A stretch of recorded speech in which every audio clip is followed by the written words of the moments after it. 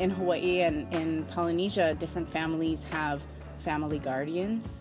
Mo'o are the guardians of water. It's our family's aumakua.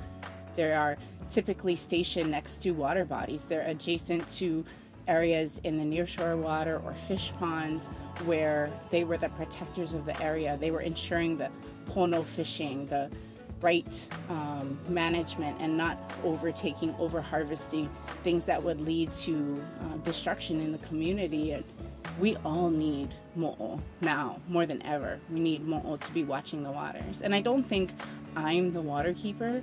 I think I'm a water keeper. And it would be my dream that every single person on this island and in the state of Hawaii feels like they're a water keeper too. That they have that kuleana, that drive or responsibility to want to take care of the resources for themselves. Waterkeeper is unique in that you get to still work with the community, but you get to work with the community now through the lens of the law and things like the Clean Water Act. We want clean water, fishable, swimmable, drinkable water.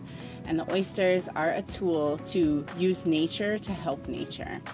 Pearl Harbor is our oyster heritage in Hawaii. For generations, people would go and have a relationship to the black-lipped pearl oyster. Over time, changes at the military base and just land use changes negatively affected the population of oysters that live out there. And so we saw this as an opportunity to rekindle almost a relationship with a natural and cultural resource. So at the same time, we are bringing back the namesake of Pearl Harbor and benefiting from this amazing animal's ability to filter the water.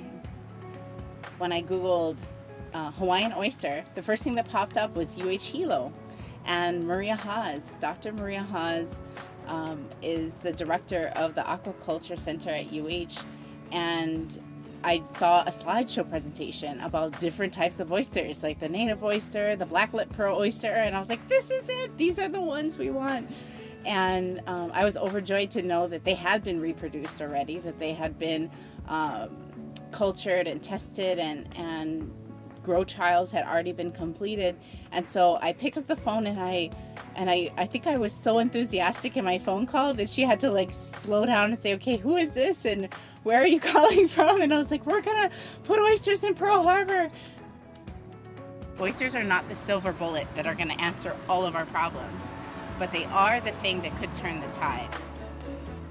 We're in trouble and we have to change the way we do things. We can't keep business as usual. And in the end, we're not helping our economy by not addressing these problems. Tourism is our economic driver. Therefore, we have to take care of our nearshore waters so that people will want to come here. Ala is definitely the most urban waterway in Honolulu. I wish that, you know, we could clean the whole entire distance with oysters, but it's only going to be up into a point. But the focal point for us is the harbor itself, because that's where the water is entering into the swimming areas. And so if we can get a concentration of oysters going to reduce the pollutants that are coming off the boats at the harbor, and the ones that are entering this fishing area and swimming area, then we're going to reduce the level of impact to the people. But more than that, the harbor's also very visible. And so it's about like, hey, what's that? You know, like, oh, the oysters. What are the oysters doing? Oh, the water's polluted. Oh, why is the water polluted? Water's polluted because we're not taking care of what we do on land, and what we do on land is affecting the water.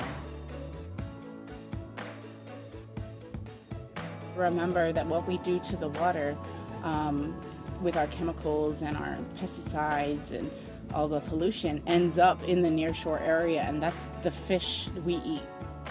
It's not caring about the planet anymore like it's you know, fun to care about the planet. It's like really about caring about humanity. Like, do we want to make it? And if we do, we have to start caring for it for ourselves. If every person could do something about the way that our environment has gone, you know, in the last 100 years and try to at least slow it, if not turn it around, we would all be in a better place.